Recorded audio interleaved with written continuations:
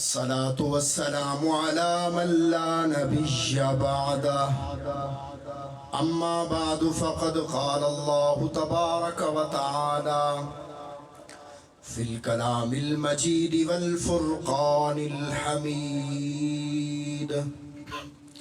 أعوذ بالله من الشيطان الرجيم بسم الله الرحمن الرحيم ما كان محمد أبا أحد من رجالكم ولكن رسول الله وخاتم النبيين وكان الله بكل شيء عليما صدق الله وصدق رسوله النبي الكريم. حقیقت کروں گا بیاں دوستو، حقیقت کروں گا بیاں دوستو، چاہے کٹ کیوں نہ جائے میری زباں دوستو. جس زمین پہ نبوت کی توہین ہو کہیں گرنا پڑے آسماں دوستو. جو خلاف شریعت ہمیں حکم دے بدل دیں گے وہ حکمراں دوستو.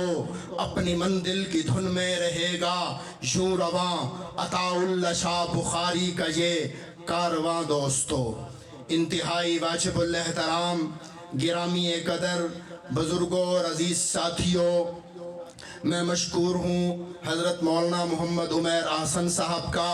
میں اس قابل نہیں کہ اس اسٹیج پر کھڑے ہو کر گفتگو کروں.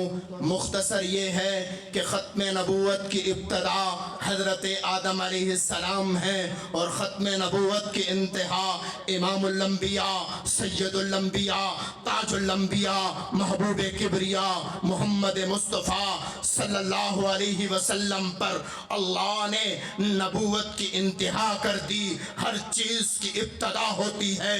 سورج نکلتا ہے تو دن کی ابتدا ہوتی ہے، سورج غروب ہوتا ہے تو دن کی انتہا ہوتی ہے. قرآن کریم کی ابتدا الحمد ہے، قرآن کریم کی انتہا والناس ہے. اسی طرح نبوت کی ابتدا آدم علیہ السلام ہے، نبوت کی انتہا حضور پر نور صلی اللہ علیہ وسلم ہے.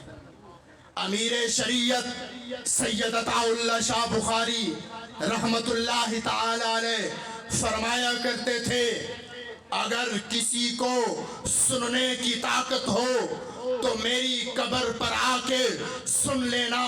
میری قبر کی مٹی کا ذرہ ذرہ یہ کہہ رہا ہوگا کہ مرزا قادیانی اور اس کے ماننے والے سب کافر ہیں. ختم نبوت کے محاذ کے لیے اکابرین احرار نے، اکابرین دیوبند نے اپنی جانوں کے نذرانے پیش کر دیے، سب کچھ لٹا دیا. امیر شریعت سید عطا اللہ شاہ بخاری رحمت اللہ تعالی علیہ نے مجلس احرار کو امن میں لائے، مجلس احرار کی بنیاد ڈالی.